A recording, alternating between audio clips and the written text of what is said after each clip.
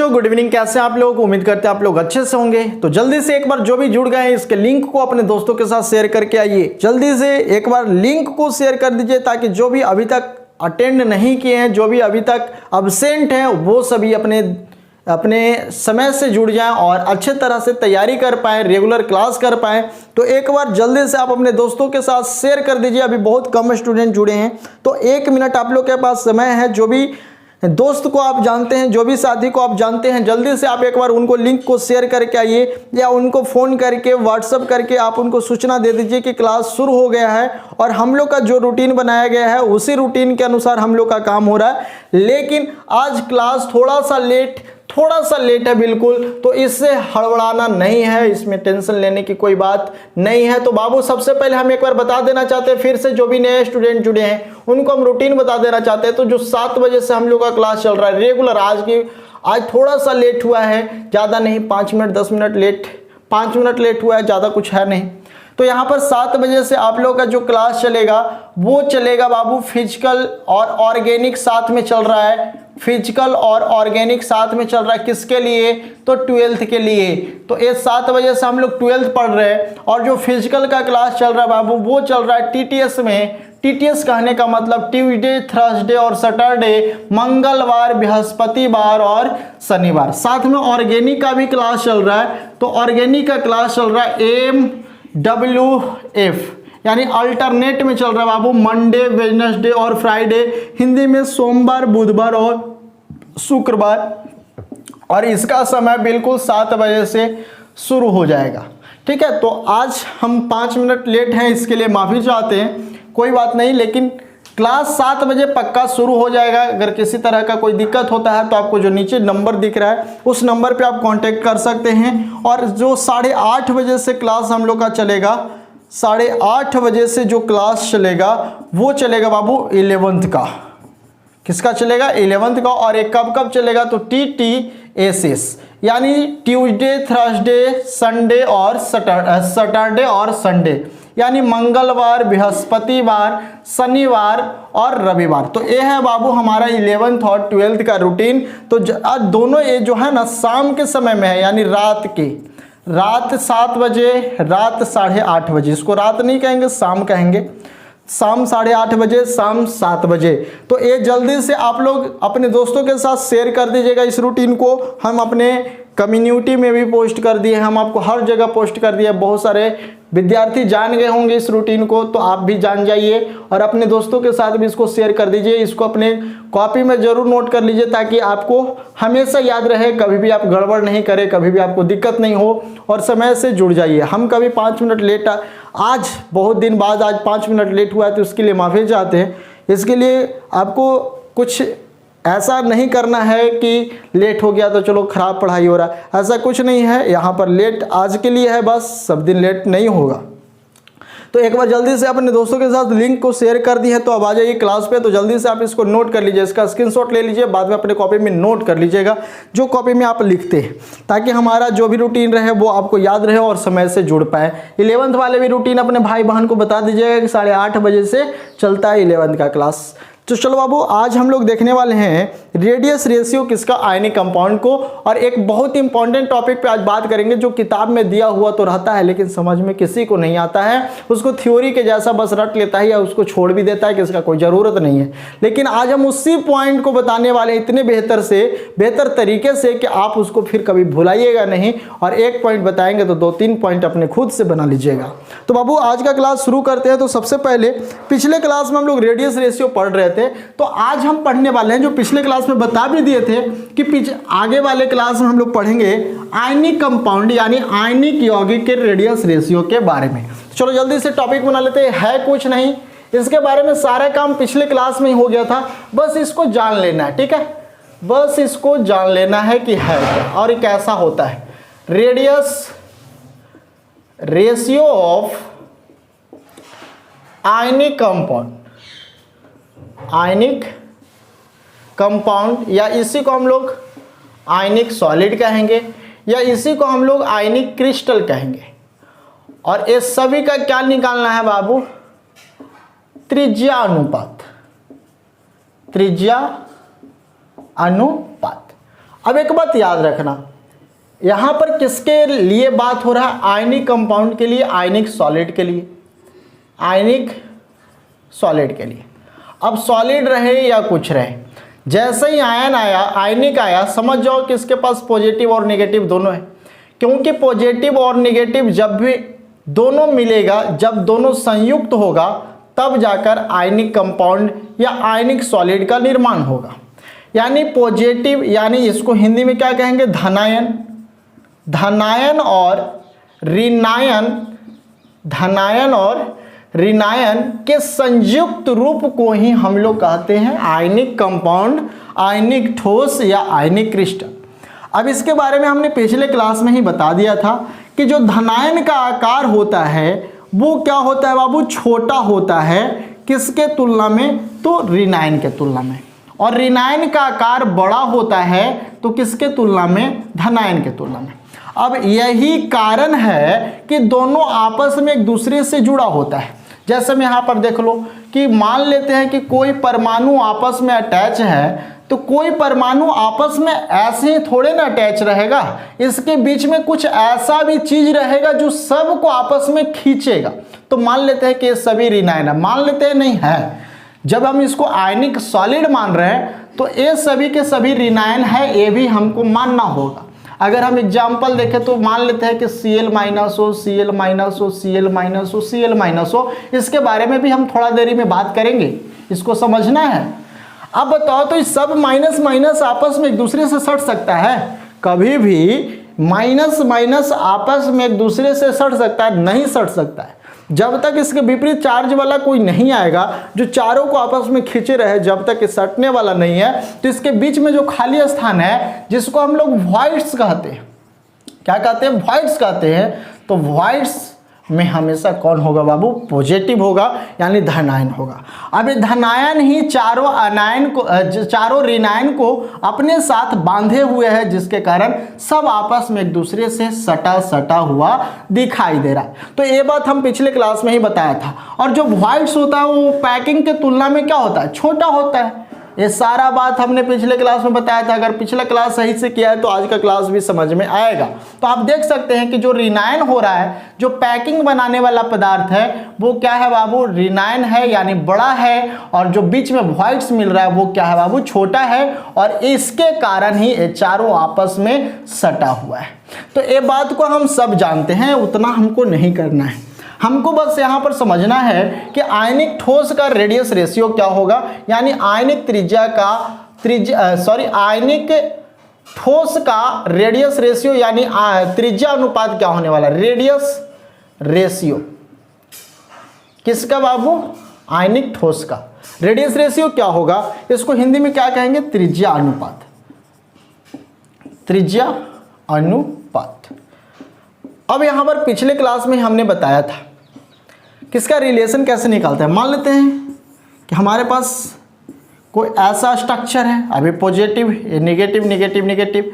अब हम इसके बीच में रिलेशन निकालना चाहते हैं, तो इसके बीच में नाभिक, नाभिक, ऐसा कुछ होगा। तो यहाँ से लेकर यहाँ तक, यहाँ से लेकर यहाँ तक, यानी इसका त्रिज्या, इसका त्रिज्या और इसका त्रिज्या, तो ये क्या है बाबू? हमारा ऋणायन है। ये हमारा क्या है? ऋणायन है। और ये हमारा क्या है? धनायन है। यानी ऋणायन और धनायन का जो अनुपात होगा वही नहीं इसका त्रिज्या अनुपात कहलाएगा। यानी ऊपर ये बाबू आपको क्या दिख रहा है? ऋणायन। ये क्या दिख रहा है? धनायन। तो इसका रेशियो क्या हो जाएगा? Radius ratio. इसके त्रिज्या का अनुपात क्या हो जाएगा? धनायन का त्रिज्या, धनायन का त्रिज्या। यानी आयनिक क्रिस्टल का या आयनिक ठोस का या आयनिक यौगिक का जो रेडियस रेशियो यानी त्रिज्या अनुपात होगा वो क्या होगा? धनायन की त्रिज्या, धनायन की त्रिज्या बटा ऋणायन की त्रिज्या, बटा ऋणायन की त्रिज्या, ऋणायन की त्रिज्या। अब धनायन की त्रिज्या को हम लोग R+ से डिनोट कर सकते हैं, ऋणायन की त्रिज्या को R- से डिनोट कर सकते हैं। यानी radius ratio R radius ratio equal to क्या हो जाएगा बाबू? R+ by R-। अब एक बात तो हम लोग इसके बीच के रिलेशन के बारे में देखें, किस तरह से हम रिलेट कर सकते हैं दोनों को और इस तरह से हम लोग कैलकुलेट कर सकते हैं। लेकिन परीक्षा में हमको ये सब बेकार की बात नहीं पूछेगा, परीक्षा में हमको ये सब फालतू बात नहीं पूछेगा, ये सब बेकार है। पढ़ना जरूरी है लेकिन परीक्षा में इससे कोई मतलब नहीं है। परीक्षा में पूछेगा कि अच्छा इसके बीच का जो रेंज होता है, चाहे इसका जो मान होता है वो कितना होता है। अब मान भी हमसे एक्चुअल नहीं पूछेगा, मान लेते हैं कि हमने याद कर लिया कि इसका मान होगा 0.414, मान लेते हैं कि याद कर लिए, लेकिन परीक्षा में दे दिया कि इसका क्या होगा त्रिज्या अनुपात, और ऑप्शन में ये रहे ही ना रहे, ऑप्शन में ही रहे नहीं, तब कैसे काम करेंगे। तो इसका हमको एक रेंज याद करना होगा कि इसका जो रेशियो होता है, इसका जो रेडियस रेशियो होता है वो कितना के बीच में होता है, यानी कौन से ज्यामितीय शेप वाला जो हमको मिलता है क्रिस्टल, उसका रेंज कहाँ से कहाँ तक होता है, यानी उसका रेडियस का रेंज कहाँ से कहाँ तक होता है। तो हम उसको बस याद कर लेते हैं, बस थोड़ा सा 2-4 हमको पॉइंट याद कर लेना है, उसके बाद हम अच्छे से अपने एग्जाम में 2 नंबर ला सकते हैं। तो आप उसको याद कर लीजिए, जल्दी से आप इसको अपने कॉपी में नोट करना चाहें तो आप इसको अपने कॉपी में नोट कर लीजिए। रेडियस रेशियो कैसे निकालेंगे, तो धनायन की त्रिज्या बटा ऋणायन की त्रिज्या, जो हम पिछले क्लास में सिखाए थे कि किस तरह से हम इसको कैलकुलेट करते हैं, इसके बीच में रिलेशन भी दिखाया। तो जल्दी से आप इसको नोट कर लो, स्क्रीनशॉट इसका ले लो। अब हम लोग देख लेते हैं इसका कुछ समरी जो हमको याद करके रखना है, और वही इंपॉर्टेंट है, बस हमको उसी को याद करके रखना है, ठीक है। चलो नोट कर लें, कुछ पॉइंट हमको याद कर लेना है।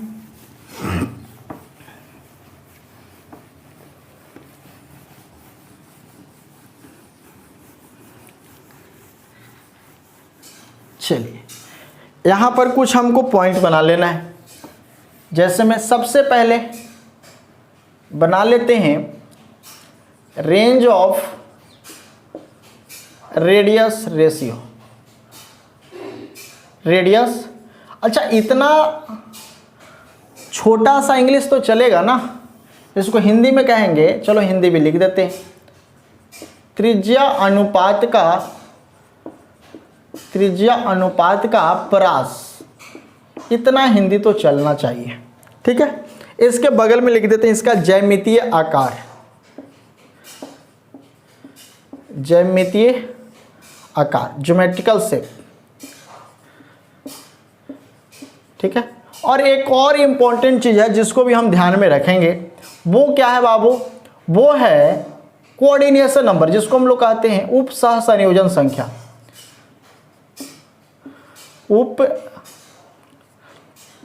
सह संयोजन संख्या, सह संयोजन संख्या। ये थोड़ा सा हमको याद कर लेना है, इसको हम शॉर्ट में CN से डिनोट करते हैं, ठीक है। अब चलो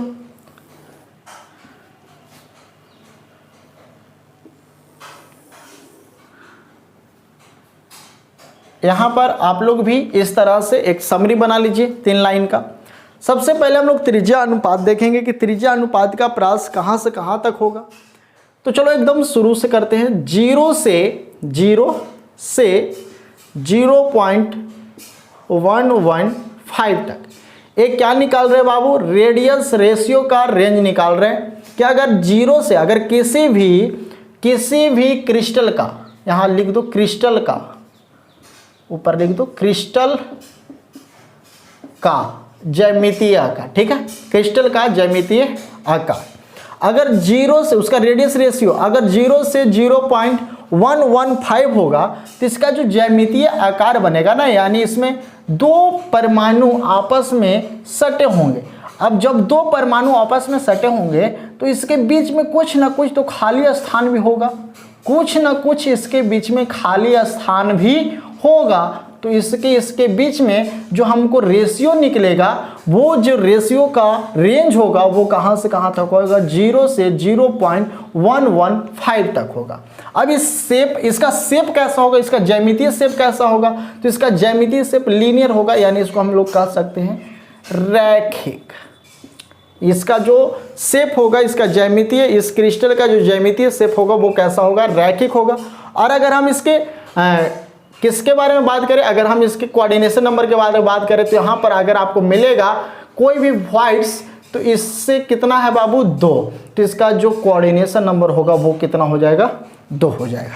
अगर हम दूसरे की बात करें तो यहाँ पर देख लीजिए, दूसरा अगर हम लोग देखें तो 0 पॉइंट, अब दूसरा कहाँ से 0.115 से कहाँ तक बाबू, तो 0.225 तक। अब ये जो हमको मिलेगा इसका जो ज्यामितीय आकार होगा वो कैसा होगा, त्रिकोणीय समतलीय, इसको आप याद कर लीजिएगा। और इसका जो बाबू उपसह संयोजन संख्या होगा वो कितना होगा, 3 होगा। कितना होगा, 3 होगा। इसके बाद हम लोग देख लेंगे 0. इसके आगे चलेंगे ना, 225 से अगर 414 पढ़ाए थे, इसका वैल्यू निकाल कर दिखाए थे, 414 तक अगर इसका त्रिज्या का रेशियो का रेंज रहे तो वो होगा बाबू चतुष्फलकीय। उसका जो शेप होगा, उसका जो ज्यामितीय आकार होगा वो कैसा होगा, चतुष्फलकीय। यानी उस क्रिस्टल का ज्यामितीय आकार होगा चतुष्फलकीय और इसका जो ज्यामितीय आकार होगा वो होगा 4।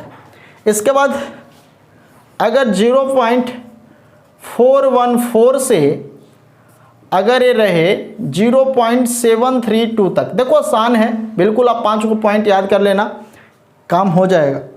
अगर हम इसको देखें तो इसका आकार जो होगा वो कैसा होगा, अष्टफलकीय।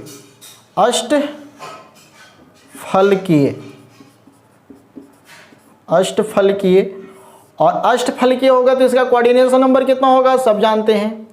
अष्टफलकीय में 6 को गोला 6 के रहता है ना, तो इसका कोऑर्डिनेशन नंबर कितना हो जाएगा, 6। और बाबू लास्ट 0.732 से अगर 1 तक रहे, इसको 1.000 भी लिख सकता है या सिर्फ 1 लिख सकता है। अगर इसका रेंज यहाँ से यहाँ तक रहे तो ये जो हमको मिलेगा, यानी इसके आगे जैसे ही पार हो ये चला जाएगा BCC में। इसको हम कहेंगे BCC, यानी हम इसको क्या कह सकते हैं, घनीय। यानी इसका जो ज्यामितीय आकार होगा वो कैसा होगा, घनी। BCC यानी घन में चल जाएगा, क्यूब में चल जाएगा ना, यूनिट सेल के रूप में दिखाएगा। तो उस कंडीशन में इसका जो ज्यामितीय आकार होगा वो कैसा होगा, घनीय। और इसका जो बाबू कोऑर्डिनेशन नंबर होगा वो होगा 8। तो आपको यहाँ पर याद कर लेना है पहला, दूसरा, तीसरा, चौथा और 5वां। अगर आप 5 पॉइंट याद कर लेते हैं तो आप अपने एग्जाम में आसानी से 2 नंबर ला सकते हैं, 2 क्वेश्चन पूछते हैं। अब अगर उतना देर हम निकालने में इसको समय में लगाएंगे तो शायद हमको बहुत टाइम वेस्ट हो जाएगा और हम इसको नहीं बना पाएंगे। जबकि आप आसानी से इसको याद कर सकते हैं कि अगर 0 से 0.115 तक अगर इसका परास है तो इसका ज्यामितीय आकार होगा रैखिक। अगर 0.115 से 0.225 तक इसका परास है तो ये होगा त्रिकोणीय समतलीय। अब देखिए इसका आपके एग्जाम में पूछेगा कि त्रिकोणीय समतलीय का रेडियस रेशियो यानी त्रिज्या अनुपात का परास क्या होता है। अब इसके बीच का भी कोई एक दे सकता है, इसके बीच का भी कोई दे सकता है। तो अगर आपको याद रहेगा कितना कितना बीच, तो आप आसानी से पता कर सकते हैं कि अच्छा इसके बीच में है वो, तो आप उसको बना सकते हैं। अगर 0.225 से 0.414 तक रहे तो इसका जो ज्यामितीय आकार होगा चतुष्फलकीय होगा। अगर 0.414 से 0.732 तक रहे तो इसका ज्यामितीय आकार अष्टफलकीय होगा। और अगर 0.732 से 1 तक रहे तो ये BCC होगा। और ये क्या होगा, यानी BCC यानी घनीय में चला जाएगा। कहाँ चला जाएगा, घनीय में। अगर कोऑर्डिनेशन नंबर की बात करें तो इसका कोऑर्डिनेशन नंबर 2, इसका 3, इसका 4, इसका 6 और इसका 8। तो हम उम्मीद जरूर करेंगे कि ये आपको आसानी से याद हो जाएगा। और हम आपको एक टेस्ट लेने वाले हैं, उस टेस्ट में भी इससे क्वेश्चन रहेगा तो आपको बताना होगा। तो चलो जल्दी से आप इसका स्क्रीनशॉट एक बार ले लो। इसके बाद हम एक बहुत ही इंपॉर्टेंट पॉइंट पे बात करने वाले हैं। आज हम लोग देखने वाले हैं बाबू कुछ ऐसे आयनिक सॉलिड जो हमारे लिए बहुत इंपॉर्टेंट है और वो हमसे पूछा जाता है एग्जाम में। वो किसी भी तरह के एग्जाम में पूछे जाते हैं, हर तरह के एग्जाम में पूछे जाते हैं। तो चलो जल्दी से आप इसे अपने कॉपी में नोट कर लो। इसके बाद हम देख लेते हैं कुछ महत्वपूर्ण, कुछ आयनिक ठोस जो हमारे लिए इम्पॉर्टेंट है। चलिए वो कितने तरह के होते हैं, कितने प्रकार के होते हैं, इस सारे बात को आज हम लोग कवर करेंगे। चलिए इसको नोट कर लिए। चलिए जल्दी से इसका स्क्रीनशॉट ले लिए हैं।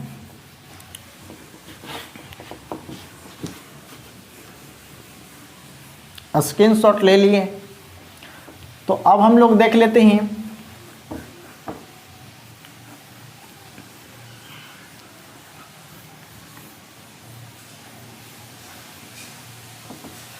कुछ इम्पॉर्टेंट आयनिक ठोस,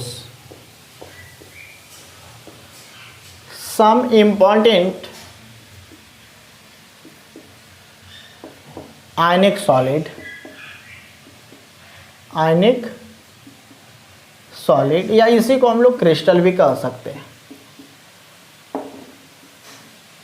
अब यहां पर हमको एक बात समझना है, यहां पर आपको क्या दिख रहा है बाबू, सम इम्पॉर्टेंट आयनिक कंपाउंड। अब यहां पर हमको इस बात को समझना है कि हम कितने तरह के, और ये बात हमारे लिए इंपॉर्टेंट है,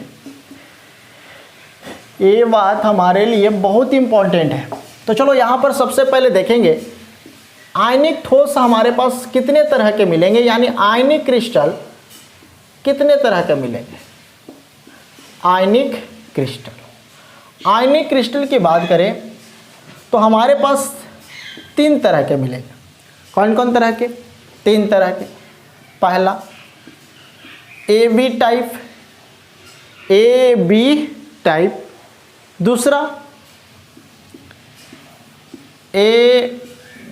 A2B टाइप, और तीसरा AB2 टाइप।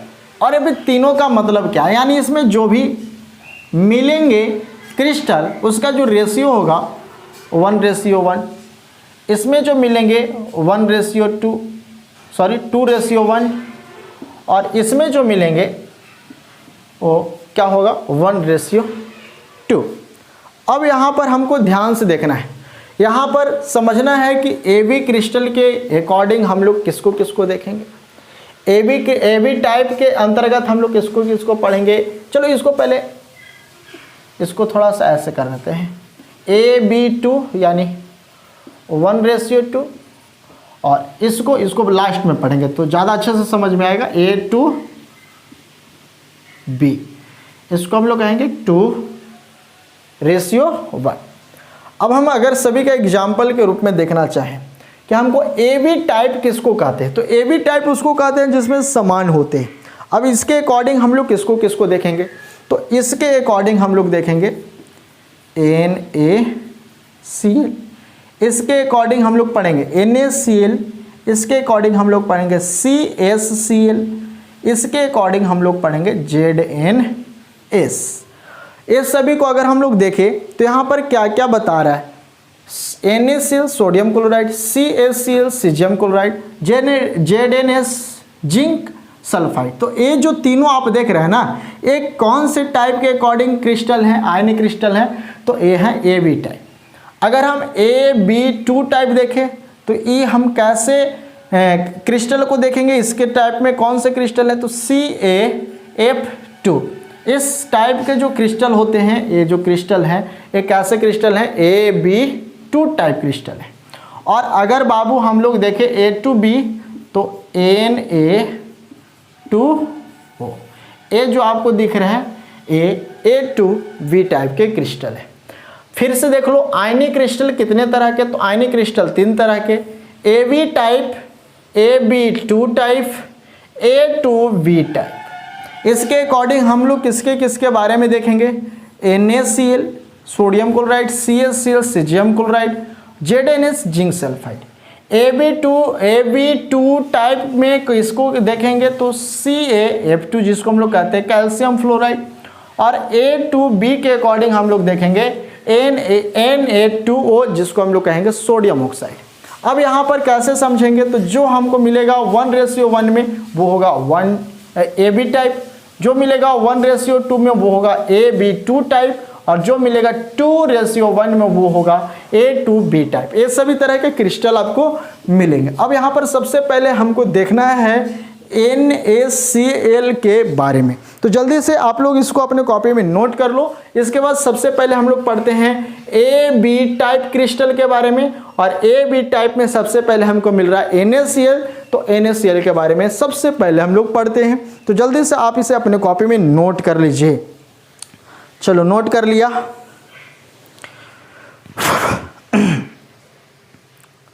जल्दी से नोट कर लो। इसके बाद हम लोग सभी को अलग अलग देखते हैं और समझते हैं कि किस तरह से यहाँ पर हमको पढ़ना है, देखना है, समझना है। एक बार जल्दी से आप लोग इसे नोट कर लीजिए अपने कॉपी में, इसका स्क्रीनशॉट ले लीजिए।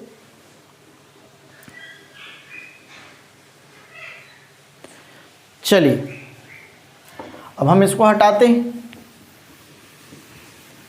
अब सबसे पहले हम पढ़ेंगे A B type.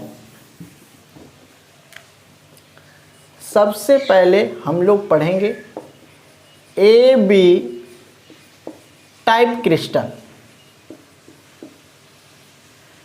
A B type crystal के अकॉर्डिंग हम लोग किसको किसको पढ़ेंगे, तो NaCl, हम लोग पढ़ेंगे CsCl और हम लोग पढ़ेंगे ZnS। लेकिन ये तीनों में भी सबसे पहले हम लोग देखेंगे NaCl, यानी यहाँ पे हम लोग पढ़ेंगे NaCl टाइप क्रिस्टल। ठीक है। अब यहाँ पर ध्यान से देखना, ये जो हमको आयनिक कंपाउंड मिल रहा है NaCl मिल रहा है, तो NaCl में हमको क्या क्या मिलेगा। NaCl में हमको मिलेगा Na+ और Cl-। आपको क्या बताएं, NaCl+, तो ये है धनायन, और धनायन है तो ये क्या होगा, छोटा, और ये क्या है बाबू, ऋणायन, तो ऋणायन है तो क्या होगा, बड़ा, और जो बड़ा होगा उसी के अकॉर्डिंग हम लोग काम करेंगे।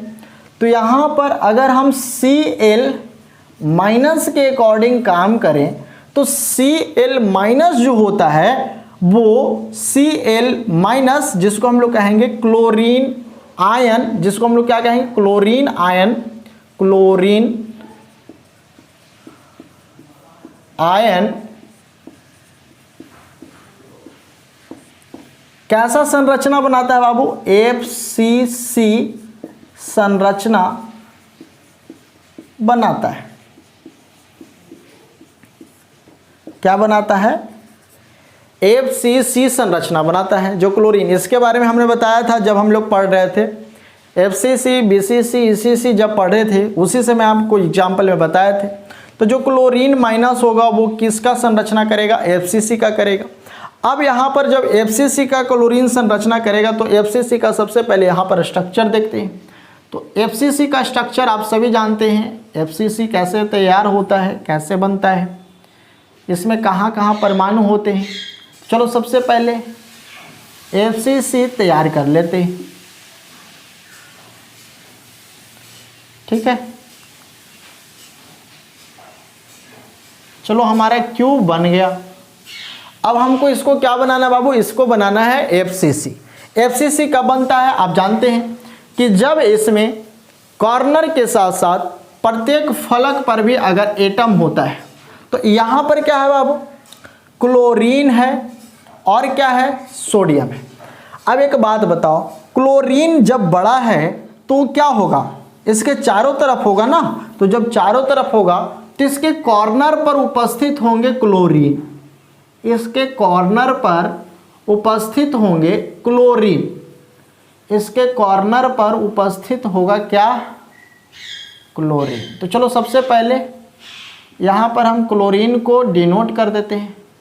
तो इसके जितने भी कॉर्नर हैं उसके पास क्या है, क्लोरीन। तो चलो हम यहाँ पर दिखा देते हैं कि ये जो है ये क्या है बाबू, क्लोरीन आयन है। क्या है, क्लोरीन आयन है। अब हमको यहाँ पर एक बात समझना है कि क्लोरीन है तो इस क्लोरीन के बारे में हमको क्या क्या देखना है। यहाँ पर हमको इस क्लोरीन के बारे में हमको पता करना होगा कि क्लोरीन का कॉर्नर पे मिल रहा है तो कितना टोटल क्लोरीन हमको कॉर्नर पे मिल रहा है। ठीक है, इसके साथ साथ हमको ये भी देखना होगा, अच्छा इसके फेस पर भी तो रहता है ना, फेस पे रहता है, ए हमारा इधर, ए हमारा इधर, ए ऊपर और ए नीचे, एक पीछे और एक आगे। ठीक है, कुछ ऐसा ही होगा। अब जब ऐसा है तो ए हमारा क्लोरीन है, तो हमको पता करना है कि इसमें क्लोरीन कहाँ कहाँ है। तो चलो सबसे पहले हम लोग ए पॉइंट पता करते हैं कि क्लोरीन कहाँ कहाँ है, यानी क्लोरीन के बारे में हम लोग पता करते हैं, क्लोरीन आयन के बारे में पता करते हैं। तो सबसे पहले हम लोग देखते हैं कि क्लोरीन आयन कहाँ मिल रहा है। क्लोरीन आयन कहाँ मिल रहा है? कॉर्नर पे मिल रहा है। चलो ना ऐसे देख लेते हैं, कॉर्नर। अब कॉर्नर कितने हैं जी? 1 2 3 4 5 6 7 8 कॉर्नर हैं।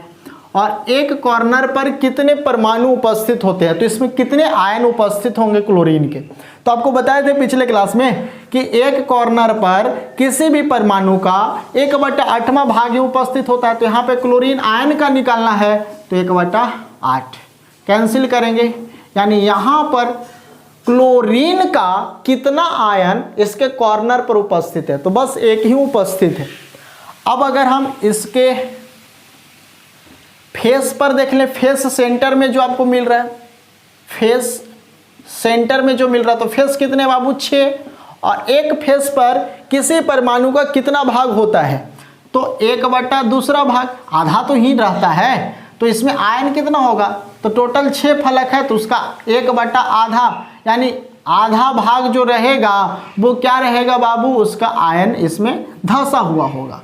तो यहाँ कैंसिल। अगर ये बात नहीं समझे हैं, अगर ये आप नहीं पता चल रहा है, तो आप जरा रैंक निकाल कर, रैंक बताए थे निकालने के लिए FCC BCC में, तो वो जाकर चेक करिए। तो इसके पास कितना आ जाएगा? 3। यानी इसके पास टोटल क्लोरीन के आयन कितने हैं? यानी इस FCC में क्लोरीन के टोटल आयन कितने हैं बाबू? तो 4। कितने हैं? 4 है। अब चलो दूसरा पॉइंट देख लेते हैं। अब इसमें जब क्लोरीन है तो क्लोरीन है तो साथ में सोडियम भी तो होगा, क्लोरीन के साथ सोडियम आयन भी तो होगा। यहाँ पर समझने वाली बात है कि अगर क्लोरीन है तो इसके साथ सोडियम आयन भी होगा। तो सोडियम कहाँ होगा बाबू? तो आपको पता है ना कि सोडियम कहाँ होता है, यानी सोडियम धन है तो ये ऋण के बीच में होगा। तो यहाँ पर ध्यान से इस बात को समझना। ये हमारा क्या है बाबू? ये हमारा है क्लोरीन। तो इसके बीच में यानी एज के सेंटर में, एज के सेंटर में, एज कहने का मतलब जो इसका किनारा है उसके सेंटर में क्या रहेगा? यानी ये दोनों जो आयन मिल रहा है, ये दोनों क्या है? क्लोरीन आयन है। चलो ब्लैक से लिख देते हैं। ये दोनों आपको मिल रहा है, ये सब क्या मिल रहा है? क्लोरीन आयन मिल रहा है, क्लोरीन आयन मिल रहा है। तो जब क्लोरीन आयन मिल रहा है तो क्लोरीन के बीच में ना सोडियम रहेगा, तो ये बीच वाला क्या हो जाएगा बाबू? सोडियम प्लस हो जाएगा। तो सभी एज लेंथ है, जो भी आपको एज मिल रहा है उसके सेंटर में क्या होगा? उसके सेंटर में होगा सोडियम प्लस। क्या होगा? Sodium plus. तो रेड वाला से हम लोग सोडियम प्लस को डिनोट कर रहे हैं। देखिए आप लोग को अगर सही से नहीं दिख रहा होगा, ध्यान से देखिएगा। ये जो हम अब बना रहे हो वो रेड कलर का थोड़ा सा है, ध्यान से अगर आप देखेंगे तो आपको भी पता चलेगा। तो इसके पास जो रेड कलर से आया ना बाबू, यहाँ पर डिनोट कर देते हैं। जो रेड कलर से दिख रहा है, ये जो रेड कलर से दिख रहा है, ये इसके पास है बाबू सोडियम प्लस। क्या है? Sodium plus. तब हमको यहाँ पर सोडियम का भी निकालना होगा कि इसमें टोटल सोडियम का कितना आयन उपस्थित है। तो चलो सोडियम का कितना, तो सबसे पहले हम लोग निकाल लेते हैं कि इसके एज पर यानी इसके किनारा पर, इसके जो एज सेंटर है उस पर इसका कितना उपस्थित है। तो चलो बाबू यहाँ पर देख लेते हैं टोटल कितना एज। 1 2 3 4 5 6 7 8 9 10 11 और 12, यानी इसके पास टोटल कितने एज हैं? 12। अब 12 जब एज है तो एक एज पर इसका कितना भाग उपस्थित होगा? तो जरा ध्यान से देखना कि एज जब इस तरह से है तो इसका कितना भाग यहाँ पर उपस्थित होगा? 1/4 भाग ही ना जी, क्योंकि आधा तो बाहर रहेगा, आधा ही ना अंदर होगा। अरे एज है तो एज पर ये जो आयन है तो आधा आयन ही ना है, तो अभी तो पूरा गोल होता है, ऊपर से भी नीचे से भी इधर से भी इधर से भी, तो इसका 1/, कितना भाग, चौथा भाग ही नहीं इसमें उपस्थित है जी। यानी सोडियम आयन का जो हम लोग एज पर, जो एज सेंटर पर इसका मिल रहा है, यहां पर लिख देते हैं एज सेंटर, एज सेंटर समझिएगा। एज सेंटर पर जो मिल रहा है कितना टोटल एज है 12, और इसमें आयन कितना मिल रहा है तो 1 का 1/4वां भाग, यानी इसके पास टोटल कितना है बाबू 3। अब अगर हम सेंटर में देखें तो सेंटर में भी तो 1 रहेगा, क्योंकि चारों तरफ से हमको मिल रहा है, तो एक सेंटर में भी आपको सोडियम मिलेगा। तो जो सेंटर में मिलेगा बाबू, जो मध्य में मिलेगा, चाहे इसको फेस लिख देते हैं, जो हमको मध्य में मिलेगा वो कितना मिलेगा, तो वो टोटल इसका बॉडी लिख देते हैं, बॉडी इसके अंदर में होगा ना, तो बॉडी में जो आपको मिलेगा, बॉडी सेंटर में जो मिलेगा, तो बॉडी कितना है 1 है, और 1 में टोटल के टोटल पूरा का पूरा आयन आ जाएगा, तो यहाँ पर कितना हो जाएगा 1, तो यहाँ पर भी देखें तो 4। यानी यहाँ पर एक क्रिस्टल को तैयार करने में ये जो NaCl का टोटल जो हमको मिल रहा है आयन, वो कितना मिल रहा है बाबू 4 मिल रहा है। यानी संरचना करने के लिए हमको टोटल कितना मिल रहा है 4 मिल रहा है। तो ये हमको 2 पॉइंट हो गया। अब यहाँ पर तीसरा पॉइंट समझना है, जो यहाँ पर सबसे इंपॉर्टेंट पॉइंट है, वो क्या है बाबू, वो है यहाँ पर इसका कोऑर्डिनेशन नंबर, यानी क्लोरीन का कोऑर्डिनेशन नंबर और सोडियम का कोऑर्डिनेशन नंबर। ध्यान से समझना, यहाँ पे कोऑर्डिनेशन नंबर किसको कहते हैं, किसी भी आयन के चारों तरफ जो घूमने वाला आयन है या उसके चारों तरफ जो भी आयन है, उस आयन की कुल संख्या को ही हम लोग कहते हैं कोऑर्डिनेशन नंबर। यहाँ पर एक बात तो आपको पता चल गया कि क्लोरीन का जो कॉर्नर, यानी क्लोरीन का टोटल परमाणु, इसमें टोटल आयन कितना होगा था 1 और 3, टोटल कितना 4, यानी क्लोरीन के कॉर्नर पर होगा टोटल कॉर्नर 8, तो 1/8, यानी एक कॉर्नर पर 1/8वां भाग ही रहता है, तो 1 3 4। और इसका भी देखेंगे तो 12 एज है, एक एज पर 1/4 भाग तो 3, एक बॉडी में होगा तो बॉडी में पूरा का पूरा रहेगा, तो 3 1 4। यानी हम देख सकते हैं यहाँ पर कि NaCl पर यूनिट, यानी एक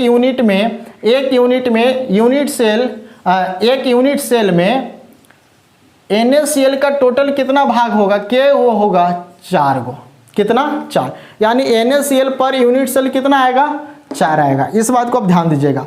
अब यहाँ पर हमको देखना है बाबू कोऑर्डिनेशन नंबर, कोऑर्डिनेशन नंबर किसका निकालना है, तो कोऑर्डिनेशन नंबर Cl का और Na का। चलो ध्यान से देखना, Na+ का, यहाँ पर ध्यान से देखना। सबसे पहले हम लोग Cl का देखते हैं। Cl कहाँ मिल रहा है बाबू, कॉर्नर पे। Cl कहाँ मिल रहा है, कॉर्नर पे। अब जरा ध्यान से देखना, इसका जो एटम होगा, इसका जो आयन होगा, वो और कहाँ कहाँ होगा, तो एक बाबू यहाँ है, तो एक खुद का निकालना चाहता है, तो एक इसके नीचे होगा, है ना, एक इसके नीचे होगा, एक इसके पीछे होगा, एक इसके इधर होगा। तो बाबू यहाँ ध्यान से देखो कि अगर हम इस Cl के बारे में बात कर रहा है, तो एक इधर आयन होगा, एक इधर आयन होगा, एक इधर आयन होगा, एक इधर आयन होगा, तो एक इधर भी आयन होगा, होगा ना। तो 1 2 3 और 1 4, एक नीचे भी आयन होगा और एक ऊपर भी आयन होगा। ध्यान से देखना कि चलो यहाँ पर दिखा देते हैं कि मान लेते हैं कि ये हमारा कॉर्नर है। अब इसमें परमाणु जुड़ेगा तो एक नीचे जुड़ेगा, एक नीचे जुड़ेगा, तो एक इधर भी जुड़ेगा, एक इधर भी जुड़ेगा। अरे देखो ना, एक इधर जुड़ रहा है, एक इधर जुड़ रहा है, तो एक इधर भी जुड़ेगा, तो एक पीछे भी जुड़ेगा। अब जब ये नीचे जुड़ा है तो ऊपर भी जुड़ेगा, ये जब आगे जुड़ रहा है तो पीछे भी जुड़ेगा। तो अगर हम टोटल देखें तो 1 2 3 4 5 और एक नीचे बाबू, तो टोटल कितना हो जाएगा 6। यानी इसमें हम ध्यान से समझे, यहाँ पर ध्यान से समझो कि अगर हम इसके कॉर्नर के बारे में बात कर रहे हैं, अगर हम इसके कॉर्नर के बारे में, यहाँ पर आपको ऐसे नहीं समझ में आ रहा है तो जरा इसको ध्यान से देखो। मान लेते हैं कि कॉर्नर है, ठीक है, ये कॉर्नर है। अब इसका निकालना चाहते हैं तो एक इधर रहेगा, एक इधर रहेगा, एक इधर रहेगा, तो 3 इसके हो गया। अब जब इधर है तो इसके सामने आगे भी तो जाएगा, तो आगे जाएगा तो 4। एक जब इधर है तो एक जब पीछे भी तो आएगा, तो 4 है, 1 5, और एक जब नीचे गया है तो एक ऊपर भी तो आएगा, तो 6। एक बार फिर से देखो, ये कॉर्नर को ध्यान से देखो, तो ए बाबू 1 ए बाबू 2, ए बाबू 3, तो 3 को पहले से इसका आयन जुड़ा हुआ है। अब जब इधर जा रहा है तो इधर भी जाएगा, तो 3 1 4, जब इधर जा रहा है तो इधर भी जाएगा, तो 4 1 5, और जब नीचे जा रहा है तो ऊपर भी जाएगा, यानी 5 1 6, यानी यहाँ पर क्लोरीन का जो कोऑर्डिनेशन नंबर मिलने वाला है वो कितना मिलने वाला है, 6 मिलने वाला है। अब यहाँ पर इसको ध्यान से देखो कि यहाँ पर हमारा क्या है, यहाँ पे हमारा है बाबू Na+। आप कोई पूछेगा कि Na+ का कोऑर्डिनेशन नंबर क्या होगा, तो जरा ध्यान से देखना, इसके इधर भी जुड़ा हुआ है यानी 1, इसके इधर भी जुड़ा हुआ है यानी 2, इसके इधर भी जुड़ा हुआ है यानी 3, इसके इधर भी जुड़ा हुआ है यानी 4, इसके ऊपर भी जुड़ा है यानी 5, और इसके नीचे भी जुड़ा है यानी 6। यानी फिर से वही वाला बात कि मान लेते हैं कि ये हमारा है क्या, Na क्या है, Na है तो इसके ऊपर भी होगा, इसके इधर भी होगा, इसके इधर भी होगा, इसके नीचे भी होगा, इसके ऊपर भी होगा और इसके नीचे भी होगा। तो इस तरह से हम टोटल देखें तो NaCl का भी कितना मिल रहा है, 6 मिल रहा है। इसके अकॉर्डिंग हम पता कर सकते हैं कि NaCl का कोऑर्डिनेशन नंबर कितना होगा, इसमें 6 हो रहा है। अब इसके बाद हमको एक और चीज़ हमको यहाँ पर ध्यान देने वाली बात है, यहाँ पर अब हमको ध्यान देने वाली बात है कि इसका जो रेडियस रेशियो मिल रहा है, जैसे में हम देख लेते हैं, यहाँ पर समझ लेते हैं, इसको हटाते हैं, इधर नोट कर लिया था, इसको हटाते हैं। यहाँ पर अगर हम ध्यान से देखें तो मान लेते हैं कि इसका जो एज है, क्या है, एज है, अरे ए क्या है, एज है, ए क्या है, एज है, और इसके बीच का जो गैपिंग है उसको हम लोग क्या कहते हैं, ए कहते हैं। तो चलो मान लेते हैं कि ए हमारा है, ए हमारा है, और ए दोनों का बीच का जो दूरी है वो उसको हम लोग एज लेंथ कहते हैं, और इसको हम ए से डिनोट करते हैं। अब यहाँ पर क्या होगा, परमाणु होगा, आयन होगा, सॉरी आयन होगा, यहाँ पर भी क्या होगा, आयन होगा। अब ये जो आयन होगा ये किसका आयन होगा, तो ये जो आयन होगा वो होगा क्लोरीन का। किसका होगा, क्लोरीन का। ए किसका होगा, क्लोरीन का। तो जब दोनों क्लोरीन है तो कन्फर्म है कि एक बीच में Na भी होगा, तो जो Na होगा वो किस रूप में होगा, वॉइड्स के रूप में होगा। किस रूप में होगा, वॉइड्स के रूप में। तो अगर हम यहाँ से यहाँ के बीच अगर हम n निकालना चाहें तो जरा ध्यान से देखो, ये जो हमको पूरा गोल मिल रहा है, ये जो हमको पूरा गोल मिल रहा है, इसका रेडियस आ रहा है ना, तो आधा ही तो अंदर आ रहा है। कितना अंदर आ रहा है, आधा अंदर आ रहा है। तो जब आधा अंदर आ रहा है तो इसको हम लोग क्या कहेंगे बाबू, इसको हम लोग कहेंगे R-, यानी ऋणायन का त्रिज्या होगा तो R-, इधर से इसका जा रहा तो R-।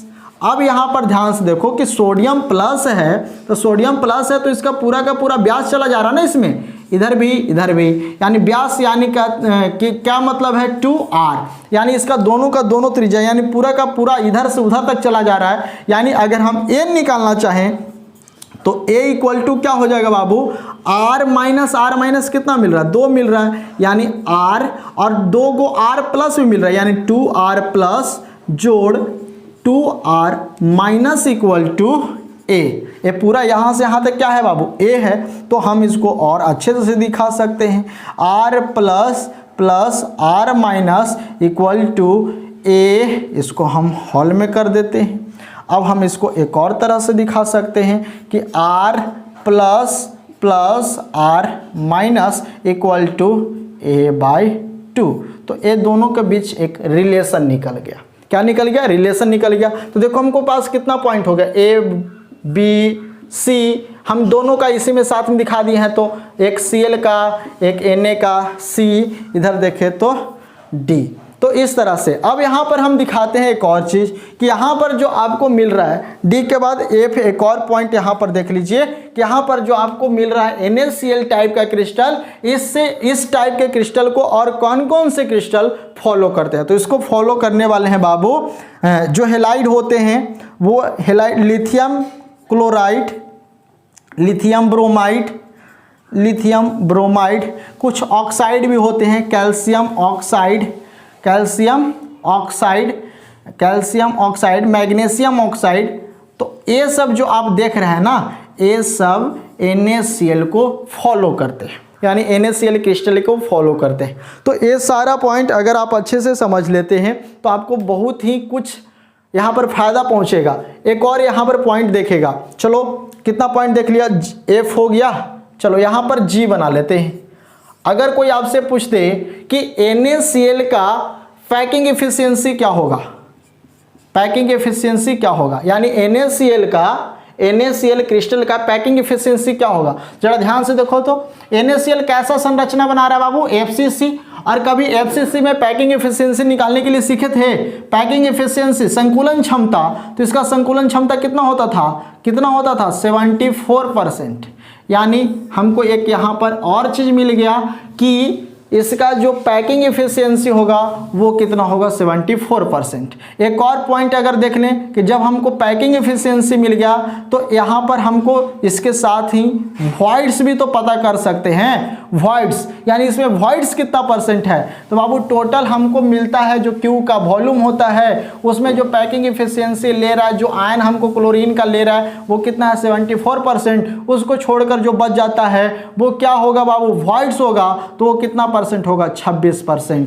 यानी यहाँ पर हमको इतने सारे बात को समझना है, इतने सारे बात को हमने समझाने का कोशिश किया है। आपके बुक में भी इसको दिया गया है लेकिन शायद आपको इतने अच्छे से समझ में नहीं आया होगा या आप उसको नहीं समझ पाते होंगे।